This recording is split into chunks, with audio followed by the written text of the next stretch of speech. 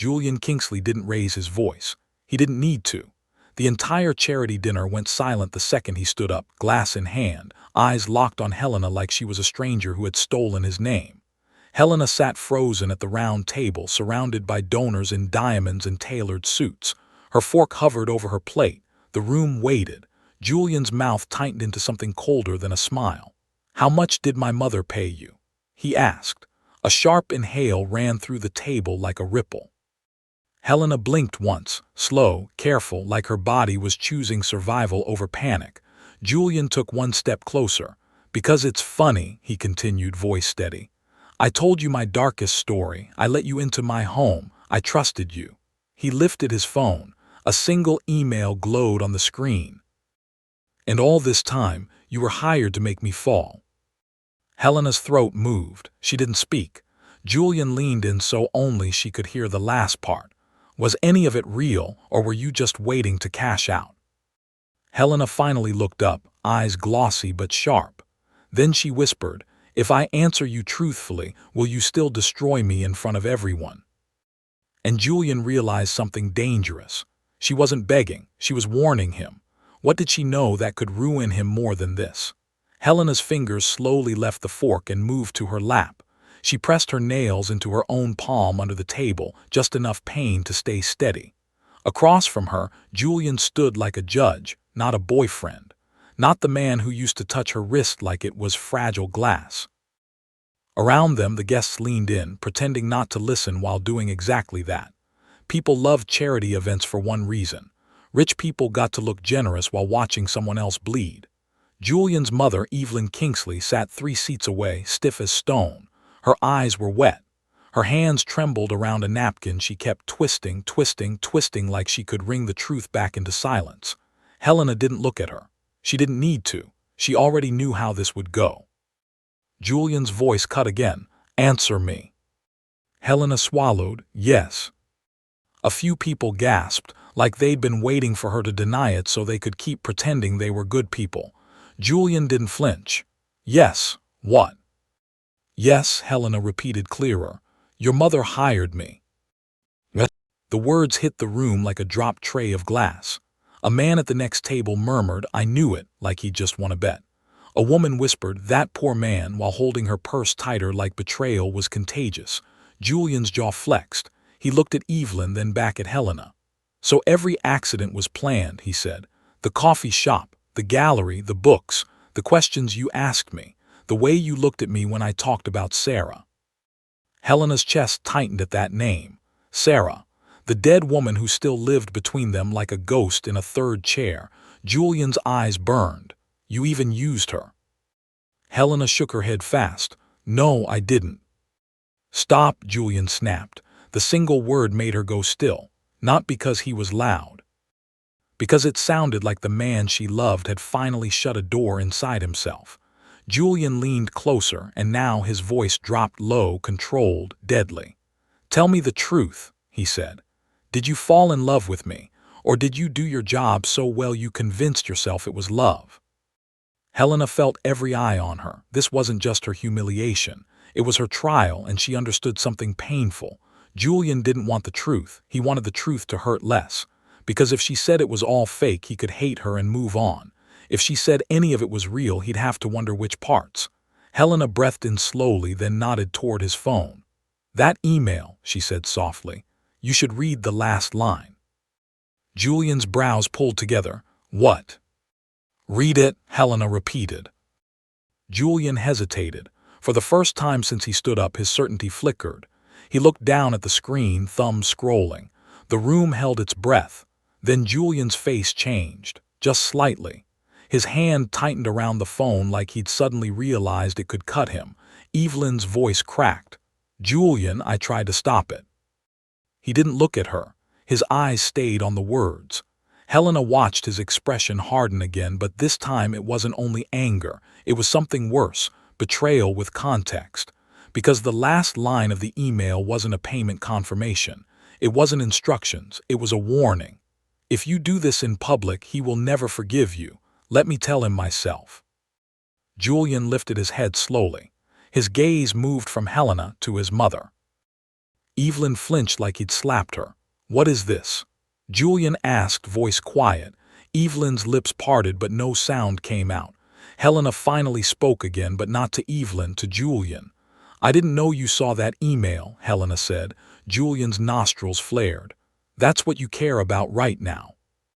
"No," Helena said, holding his stare. "I care that you're about to blame the wrong person." Julian laughed once, sharp, bitter. "The wrong person," he repeated. "You admitted it." "Yes," Helena said, "I did the job." Julian's eyes narrowed. Helena leaned forward across the white tablecloth, lowering her voice so the room had to strain to hear. "But I didn't write the script alone." Julian stiffened. Evelyn's hands shook harder. Helena looked at Julian like she was begging him to think, not feel. "Ask her what she promised me," Helena said. Julian's eyes snapped to his mother. Evelyn's face drained. "What did you promise her?" Julian demanded. Evelyn's voice came out small. I promised her money, a lot of money." Julian's laugh turned into something darker. "Of course you did." Helena lifted her chin. "That's not the whole promise." Julian turned back to Helena, confused now, suspicious. Helena's throat tightened. Her fingers curled into fists under the table, and then she said the one thing she never planned to say in front of strangers. "She promised me a family." The room froze again, but this time it wasn't gossip silence. It was shock. Julian blinked. "What?" Helena's voice was steady, but her eyes were wet. "I grew up in foster care. I aged out with nothing. No mother, no father, no one who ever showed up for me because they wanted me." Julian's face shifted, but Helena didn't stop. "Your mother told me," she continued, "that if I helped you open your heart, she would help me build a life I could never build alone. She said she'd pay for school. She said she'd help me start a real company. She said she'd make sure I never had to beg again." Evelyn whispered, "Helena, please." Helena finally looked at her, cold. "You said you'd make me one of you," Helena said. "Those were your words." Evelyn's mouth opened, then closed. Julian's voice dropped. "You offered her adoption." Evelyn flinched at the word. Not like that." Helena nodded. "Exactly, not love, not care, ownership." Julian stood there, caught between two women, and Helena could see it on his face. He was realizing the truth. His mother hadn't hired a matchmaker. She bought a person. And Helena had let herself be bought because she was tired of being alone. Julian's eyes went back to Helena. "So you did it for the money?" Helena didn't dodge it. "At first, yes." Julian swallowed, jaw tight. Helena's voice softened just slightly. "But then I met you." Julian's face flickered, like the memory of her laughing in a tiny cafe was fighting his rage. Helena leaned forward again. "And here's the part that matters," she said. "I came to your apartment this morning to confess everything. I was going to tell you before she did." Julian's eyes narrowed. "Convenient." Helena nodded. "It sounds like that, I know." She reached into her small clutch bag, pulled out a folded envelope and placed it on the table. Julian stared at it like it might explode. "What is that?" he asked. "My resignation," Helena said, "from the agency and a cashier's check." Julian blinked. "A check?" Helena's voice didn't shake. "The money your mother paid, every cent, I was returning it today." She looked at Evelyn, and I was going to disappear. Evelyn's tears fell now. Silent, ugly, real. Julian's voice went thin. "Why would you return it?" Helena held his gaze. "Because when you told me about Sarah," she said quietly, "I realized something." Julian's throat tightened. Helena's eyes filled, but she didn't let them spill. "You were the first person who looked at me like I wasn't a tool." She paused, and I couldn't keep being one. Julian stared at her. His anger was still there, but now it was colliding with something else. Fear. Because if Helena was telling the truth, then the real villain in this room wasn't the woman at the table. It was the woman who raised him. And that meant his whole life had been controlled in ways he never noticed. A man at the nearby table cleared his throat loudly, like he wanted to pretend he wasn't listening. Helena didn't care. She stood up slowly, and it felt like the room moved backward to make space. She looked at Julian one last time. "You can humiliate me," she said. "You can hate me. You can tell everyone I'm a paid liar." Her voice lowered.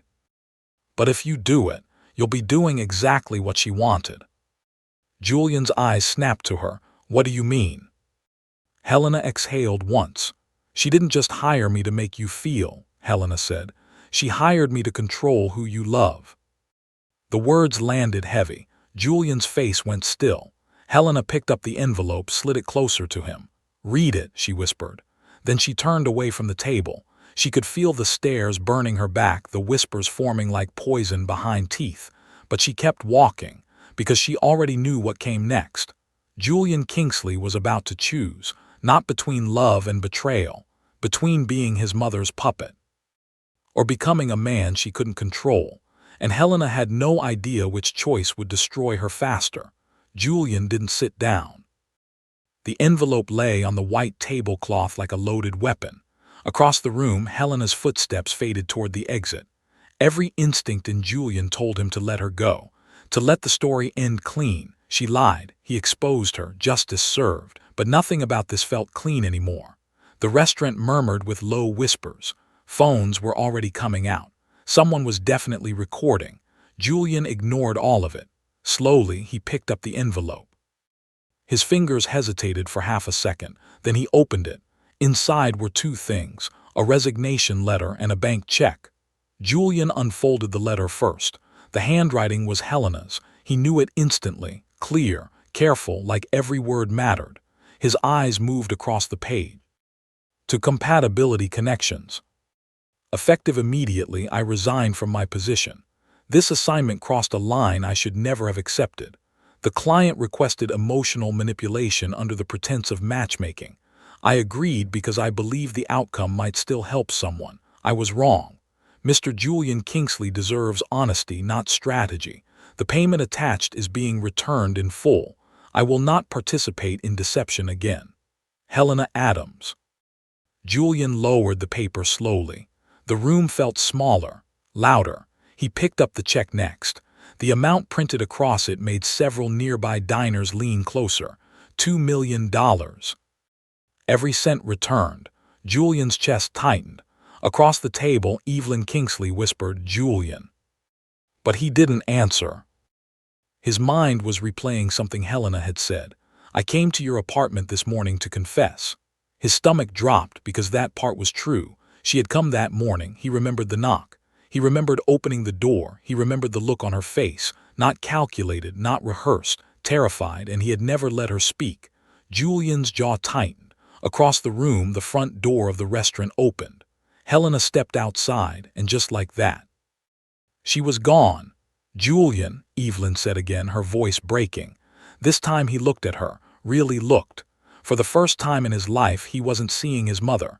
He was seeing the person who had orchestrated the most personal betrayal of his life. $2 million, he said quietly. Evelyn wiped her tears. "I only wanted to help you." Julian laughed once. "It wasn't kind. You hired someone to manipulate me. She was supposed to introduce you to joy again. You bought a woman to perform love." The table next to them fell silent. Evelyn shook her head desperately. "She was vetted, professional. The agency assured me she would never hurt you." Julian stared. "Never hurt me." He repeated slowly. Evelyn's voice cracked. "You were dying inside, Julian." That stopped him. The words hit somewhere deeper than anger. "You locked yourself away after Sarah died," Evelyn continued. "You worked 18 hours a day. You stopped living. I was losing you." Julian didn't speak. Evelyn leaned forward, desperation spilling over. "So yes, I hired someone to remind you how to feel again. I thought if you opened your heart, maybe you would remember how to live." Julian's voice was ice. "And if I fell in love with her?" Evelyn hesitated just long enough. Julian noticed. "You didn't think that far ahead," he said. Her silence answered for her. Julian stood up. The chair legs scraped loudly across the floor. Several guests jumped. Evelyn reached for his arm. "Julian, please." He pulled away. "You didn't help me," he said quietly. "You experimented on me." Then he walked out of the restaurant. Outside, the city air felt colder. Helena was already gone. Of course she was. Julian stood on the sidewalk, staring at the street like it might give him answers. Cars passed. People walked. The world continued like nothing had exploded inside his life. But inside his head, something had cracked open.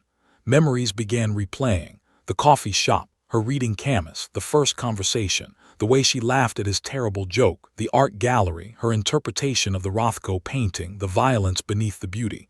Julian exhaled slowly. That hadn't been part of a script, that had been her.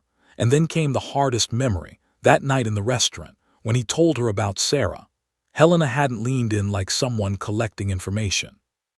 She had looked shattered, like his pain had actually hurt her.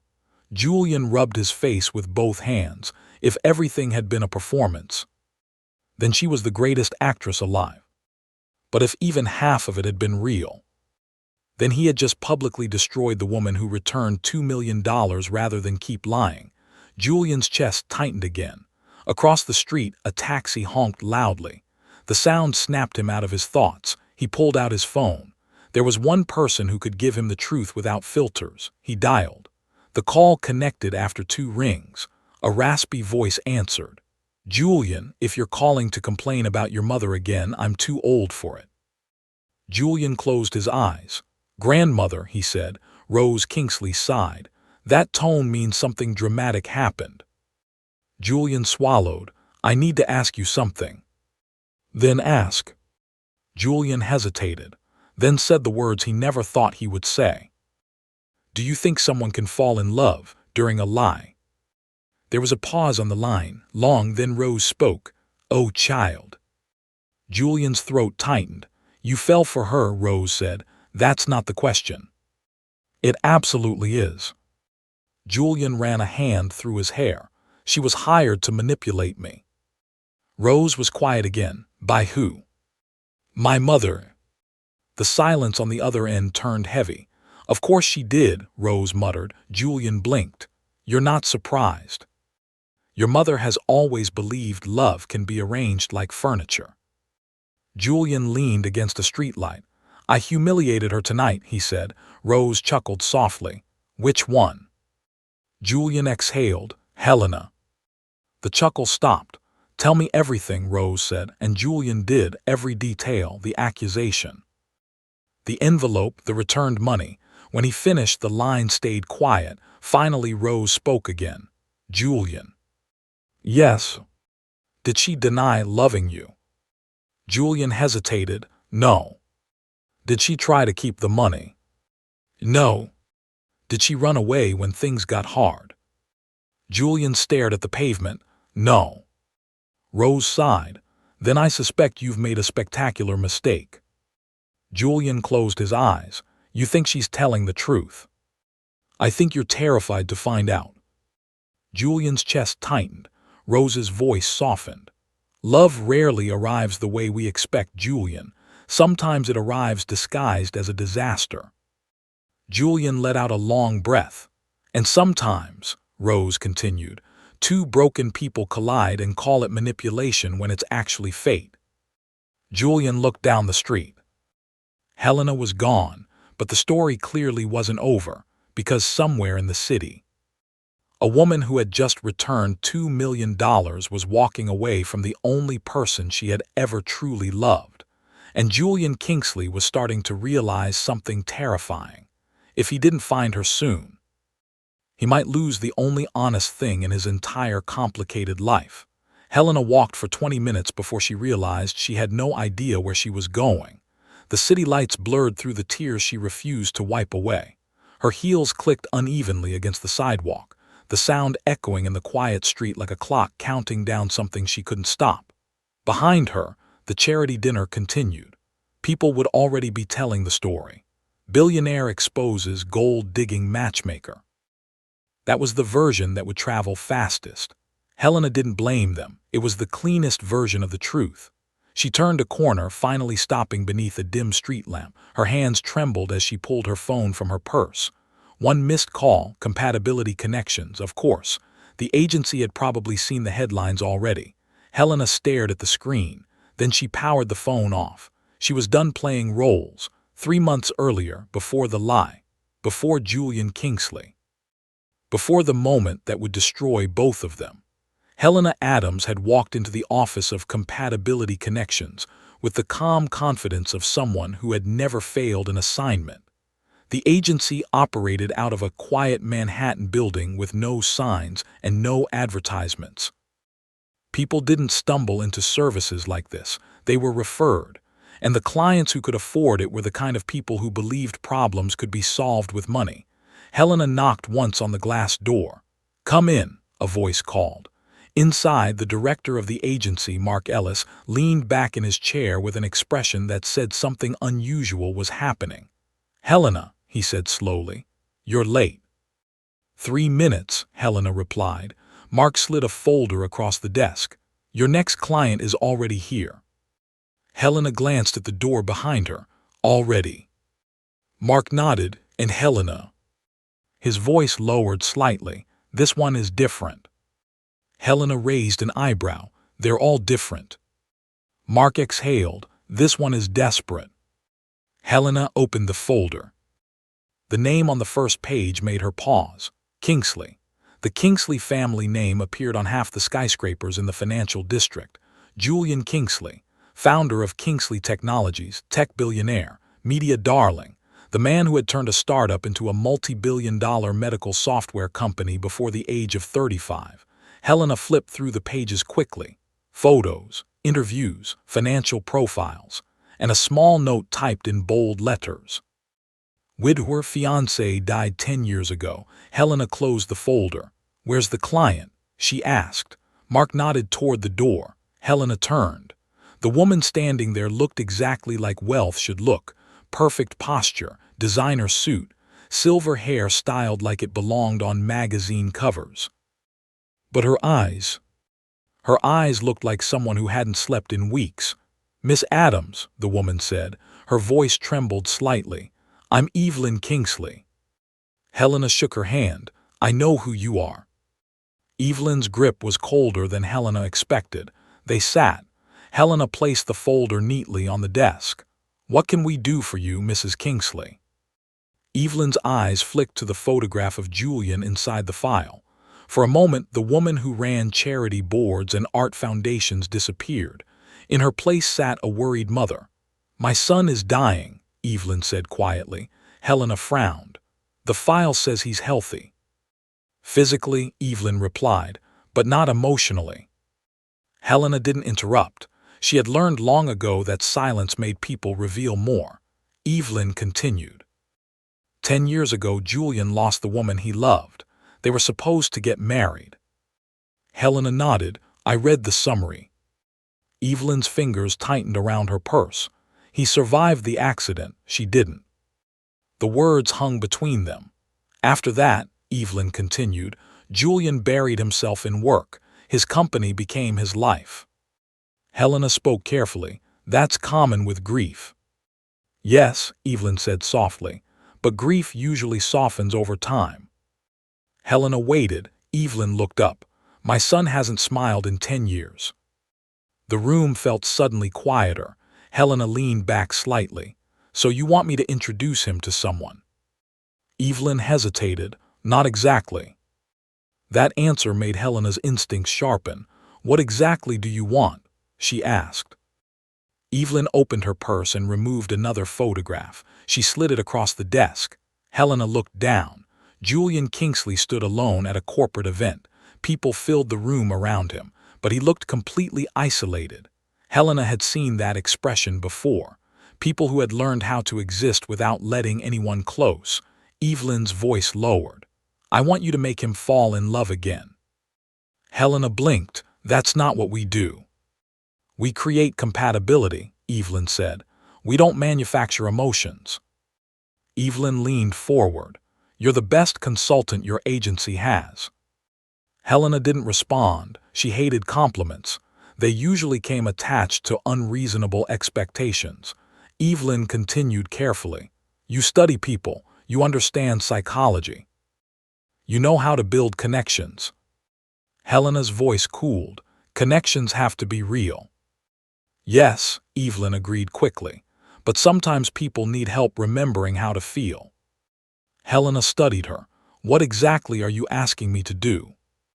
Evelyn held her gaze. I want you to enter his life.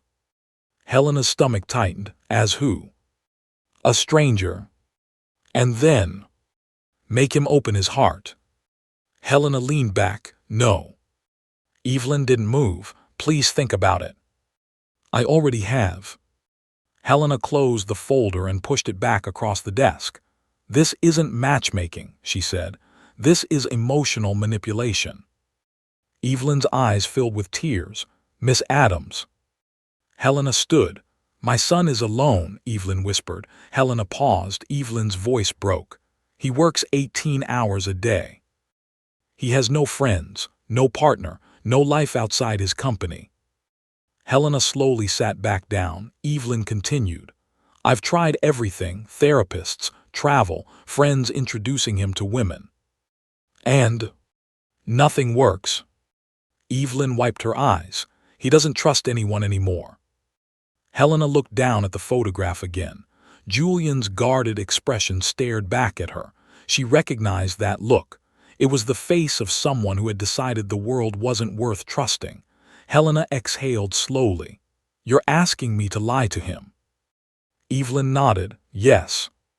The honesty surprised Helena. And if he falls in love with me? Evelyn hesitated, then said the words that would change everything. Then maybe he'll remember how to live again. Helena sat quietly for a long moment.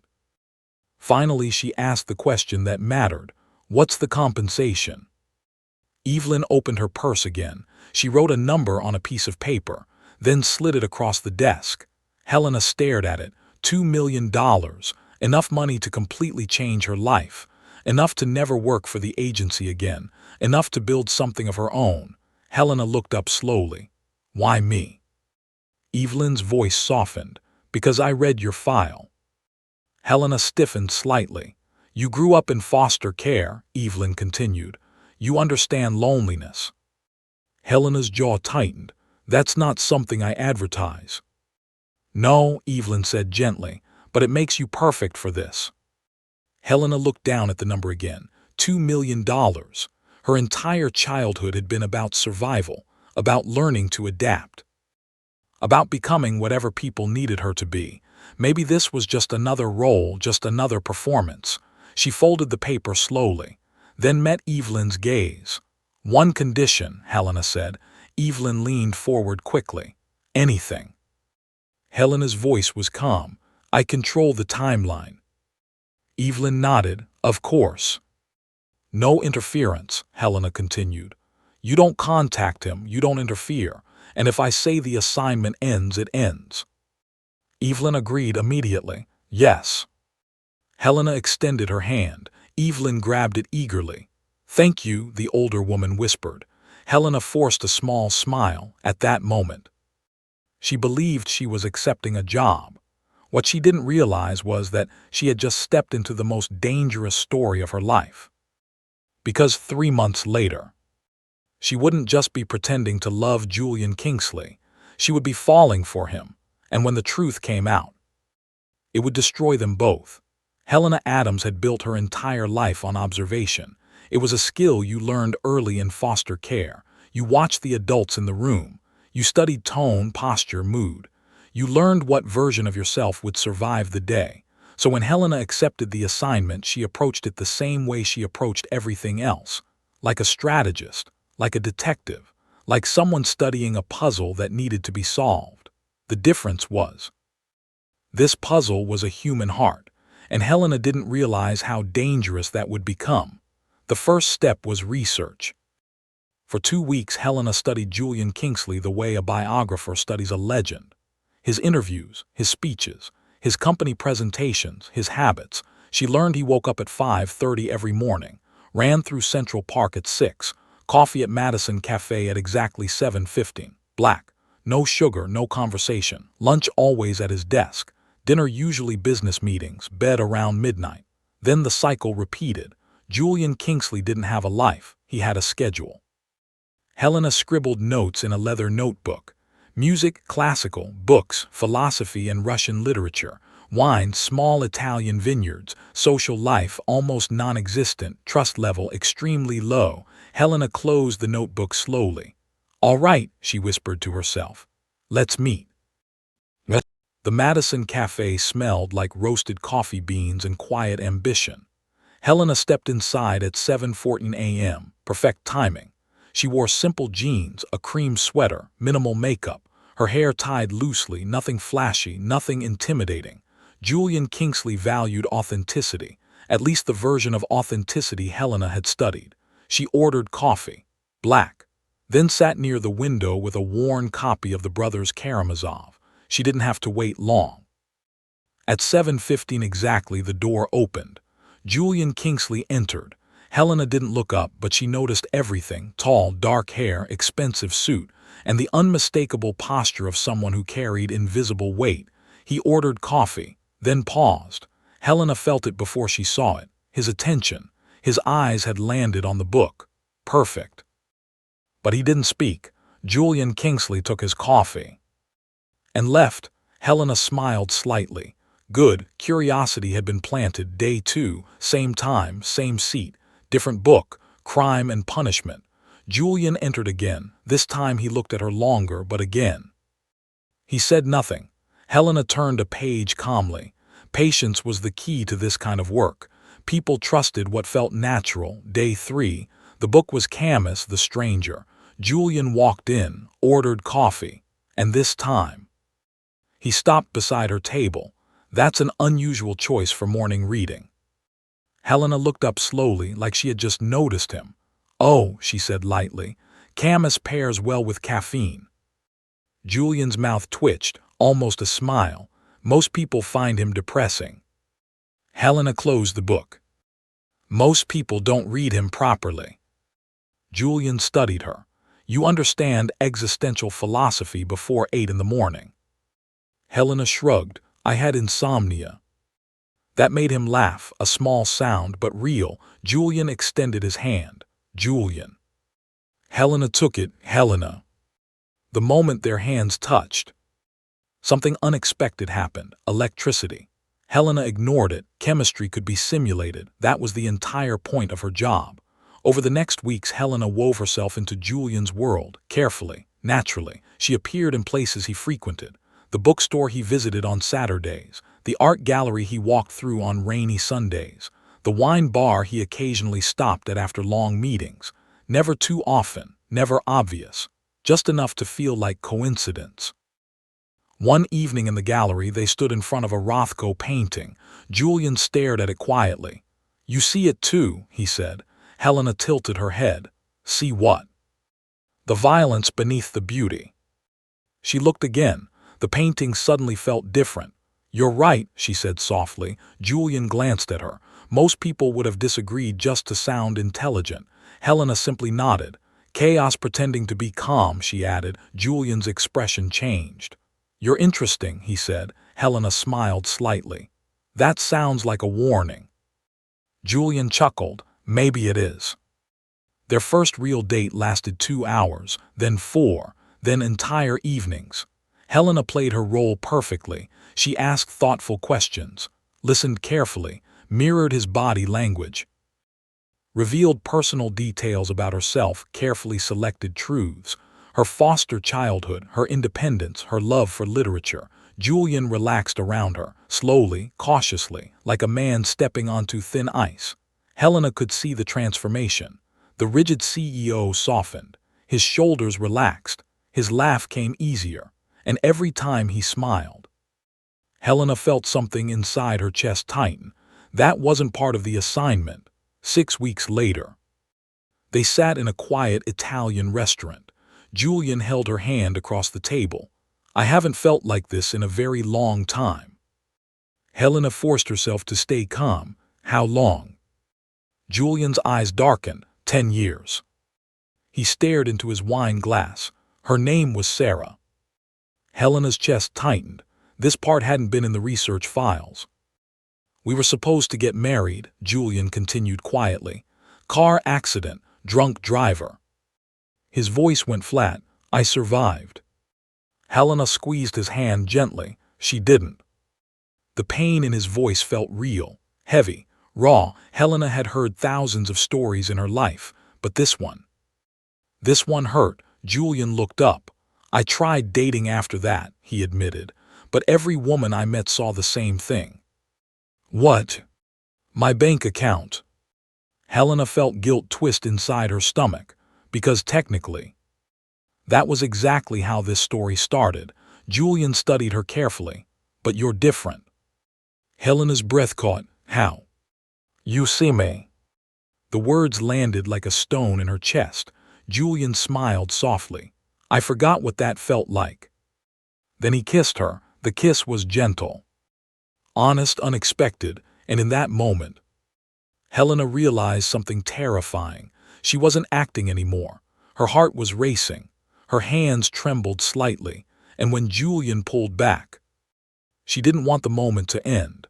That was the moment everything changed. Because Helena Adams had made one catastrophic mistake. She had allowed herself to fall in love with the man she was supposed to manipulate. Later that night, Helena sat alone in her apartment. Her phone lay on the table. Julian Kingsley's number glowed on the screen. Helena stared at it, then answered. Hello.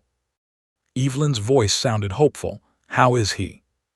Helena closed her eyes. He's falling in love. Julian exhaled in relief. Oh, thank God. Helena's chest tightened. But there's a problem. Julian paused. What problem? Helena whispered the truth she had been trying to ignore. I am too. Silence filled the line. Finally, Julian spoke. That wasn't part of the arrangement. Helena laughed softly. Welcome to reality. Julian's voice hardened. You need to remember your role. Helena stared out the window. The city lights looked distant, cold. I remember, she said quietly, but deep down, she knew something had already changed. Because the longer she stayed in Julian's life, the harder it became to remember where the performance ended and where the real Helena Adams began. And when the truth finally surfaced, it wouldn't just break Julian's heart, it would break hers too. The morning everything collapsed started quietly, too quietly. Helena woke before sunrise, the same way she had every day for the past week. Sleep had become impossible. Every time she closed her eyes, she saw Julian's face. The way he had smiled at her across the diner table. The way he had whispered, I love you in Rose's garden. The way he looked when he trusted her. That last part hurt the most, because Helena knew something he didn't. The lie was getting heavier, and lies had a way of exploding. She sat up slowly in her small apartment and stared at the envelope on the kitchen table. Inside it was the check, $2 million, Julian Kingsley's payment. The money Helena had never touched. Beside it sat the resignation letter. Both of them were ready. Today was the day. Today she would tell Julian everything. Not because it would save the relationship. It wouldn't, but because he deserved the truth, even if the truth destroyed them. Helena whispered to the empty room, time to end it. Across the city, Julian Kingsley had no idea his world was about to split open. He sat in his penthouse office, staring out the window at Manhattan, waking up. For the first time in 10 years. He felt something close to peace. Helena had changed that. She had changed him. The work still mattered. His company still mattered. But suddenly life had color again. Coffee tasted better. Music sounded richer. Even the morning runs felt lighter. Julian glanced down at the photo on his desk. Helena laughing. He had taken the picture 2 weeks earlier without telling her. She was sitting in a cafe window with sunlight in her hair, completely unaware, completely real. Julian smiled. Then his phone rang. The caller ID made him frown. Mother, he answered. Good morning. Julian's voice sounded strange. Thin, fragile. Julian, are you alone? That immediately set off alarms in his mind. Yes. I need to come over. Julian frowned deeper. What's wrong? Julian hesitated. I made a mistake.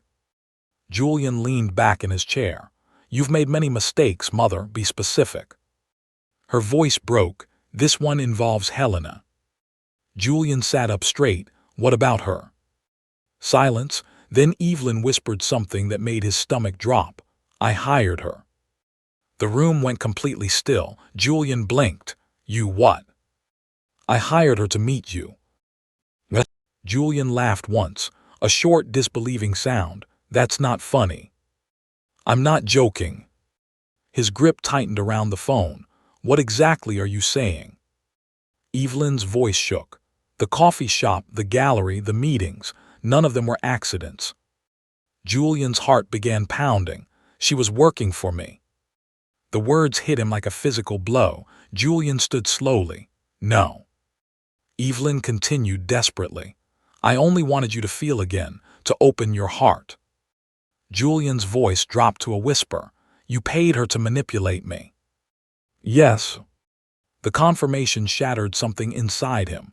Every memory of Helena suddenly replayed in his mind. The coffee shop, the books, the gallery, the conversations, the kiss, all of it scripted, engineered, fake. Julian felt something hot rise in his chest. Anger, betrayal, humiliation, how much? He asked coldly. Evelyn hesitated. 2 million. Julian laughed again, but this time the sound was dark. $2 million. He looked at the photo on his desk again, the one where Helena was laughing. Suddenly it looked staged, like a scene from a movie. "I need to fix this," Evelyn said desperately. "Don't," Julian replied. His voice had turned to ice. "I'll handle it." He ended the call, and for the first time in 10 years. Julian Kingsley felt rage. Helena arrived at his penthouse an hour later. Her hands trembled as she knocked on the door. No answer. She knocked again, still nothing. The door slowly opened, unlocked. That wasn't like Julian. Helena stepped inside cautiously. "Julian." What? Silence. Then she saw him standing by the window, a glass of whiskey in his hand, the bottle half empty beside him. His back was turned, but Helena could feel something was wrong, very wrong. "Julian," she said softly. He didn't move. Then he spoke. "When were you planning to tell me?" Helena froze, her heart stopped. "Tell you what?" Julian turned slowly. The look in his eyes made her stomach drop. They were red, destroyed. "How much did my mother pay you?" Helena's blood ran cold. The envelope slipped from her fingers. It fell to the floor with a soft thud. Julian laughed bitterly. $2 million, he continued. "That's what my emotions were worth." Helena shook her head quickly. "Julian, please let me explain." "Explain what?" His voice exploded. "That every moment of the last 3 months was a performance." Helena felt tears burn her eyes. "It started that way." The moment the words left her mouth, she knew it was over. Julian stared at her, something inside him shattered. "It started that way," he repeated quietly. Helena stepped toward him. "But I fell in love with you." Julian's laugh was hollow, convenient. "It's the truth." "Is it?" His voice dropped again, dead calm. "How do I know anything about you is real?" Helena grabbed his hand desperately. "Because I'm here." Julian ripped his hand away. "Get out." The words hit harder than a slap. Helena blinked. "Julian." "Get out of my apartment." Her voice broke. "I love you." "Don't say that." Julian turned away. "I can't even hear your voice right now." Helena's legs felt weak. "I came here to tell you everything." "Too late." He finally looked at her again, and the pain in his eyes was unbearable. "You already did your job." Helena felt the tears fall freely now. "I'm sorry." Julian's voice was barely a whisper. "So am I." Helena stood there for a long moment, hoping, praying, waiting for him to change his mind, but he didn't move, didn't look at her, didn't speak again. Finally, Helena picked up the envelope from the floor, placed it quietly on the table. Then she walked out. The door closed behind her, and Julian Kingsley stood alone in the silence of his penthouse, realizing something too late. The woman he had just pushed out of his life was the only person who had ever made him feel alive again. The first night without Helena felt endless. Julian Kingsley didn't sleep. He sat in the dark living room of his penthouse, staring at the envelope she had left on the table. The city lights outside flickered through the windows, but inside the apartment everything felt hollow. He had imagined this moment many times. If someone betrayed him again, he would cut them out. No hesitation, no second chances. That was the rule he had lived by since Sarah died, and tonight, he had followed that rule perfectly. So why did it feel like he had just destroyed the best thing in his life? Julian stood and walked to the table. The envelope was still there, untouched. He opened it slowly. Inside were two things, the check and a handwritten note. Julian unfolded the note. Helena's handwriting was neat but uneven, like she had written it with shaking hands. He read the first line. Julian, you deserve the truth even if it costs me everything. His chest tightened. He kept reading. Your mother offered me $2 million to enter your life. At first I accepted because I thought money could finally give me something stable.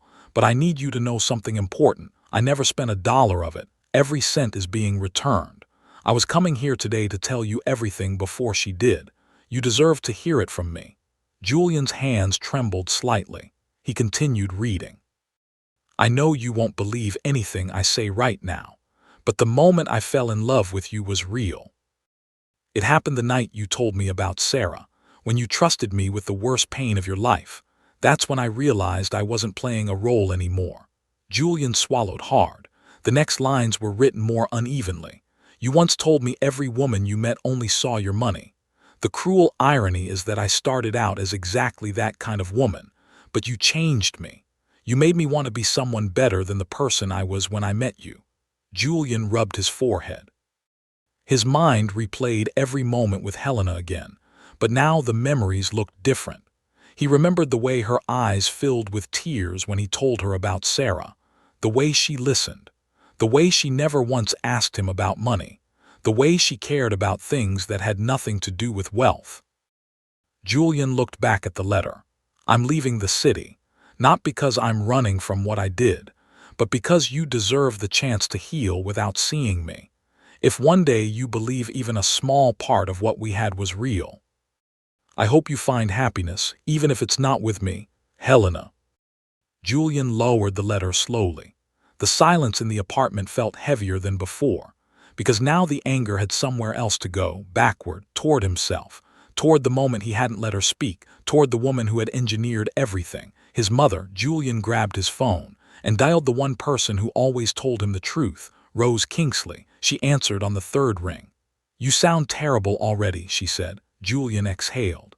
I think I made a mistake. Rose chuckled softly. I figured that when your mother called crying yesterday. Julian blinked. She called you. Of course she did. Your mother panics when consequences appear. Julian ran a hand through his hair. She told me everything. And I threw Helena out. Rose sighed. Julian. He sat heavily on the couch. She lied to me. Rose's voice stayed calm. And yet you sound like the one who broke something. Julian stared at the letter in his hand. She returned the money. Rose paused. All of it? Yes. Well, Rose said slowly, that complicates your argument. Julian closed his eyes. She was coming to confess. And you didn't let her. Julian's chest tightened. I thought everything was fake. Rose's voice softened. Love doesn't become fake just because it started badly. Julian whispered, what if she was telling the truth? Rose laughed quietly. Julian, I've lived 93 years. I know what love looks like. And that girl looked at you like you were the only person in the room. Julian felt something break open in his chest. What if it's too late? Rose didn't hesitate, then stop sitting there and go find out. 3 days later, Julian stood outside a small diner called Mel's. The neon sign buzzed quietly in the early morning air. He had spent those 3 days searching. Helena had vanished.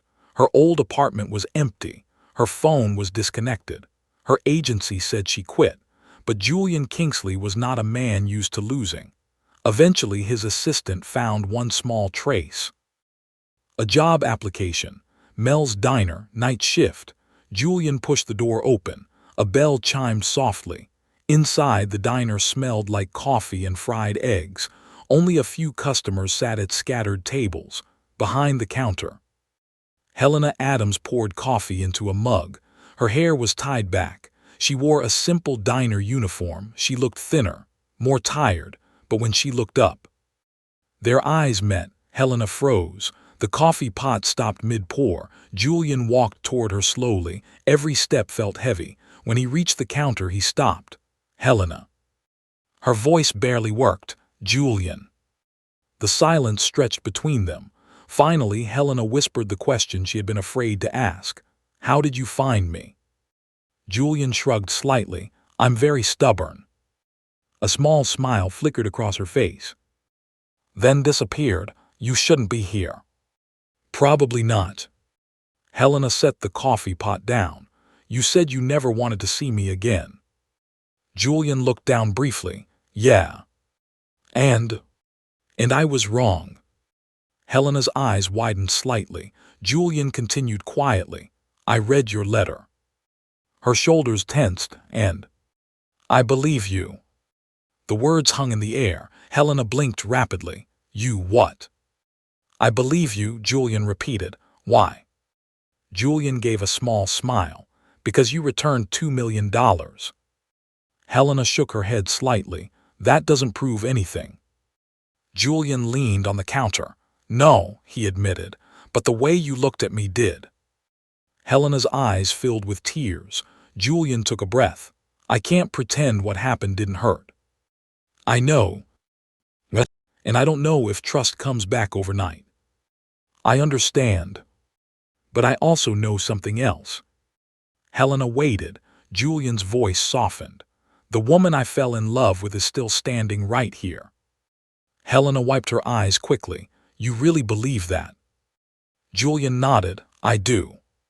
She swallowed. Then what happens now? Julian smiled slightly. We start over. Helena blinked. Start over. Julian glanced at the diner booth behind him. How about a terrible breakfast and brutal honesty? Helena laughed through her tears. That sounds terrifying. Good, Julian said. Love usually is. She hesitated, then stepped out from behind the counter. Together they walked to the booth. Two broken people, two people who had hurt each other deeply. But also two people who understood something important now. Love wasn't perfect. It wasn't clean. It didn't always start honestly, but sometimes. The strongest love stories were the ones that survived the truth. And as Julian took Helena's hand across the diner table, he realized something that would later become the line everyone remembered, the line people would quote for years. The biggest mistake a powerful man can make is believing the truth only matters when it's convenient, because sometimes the person you were taught to distrust is the only person who ever truly chose you.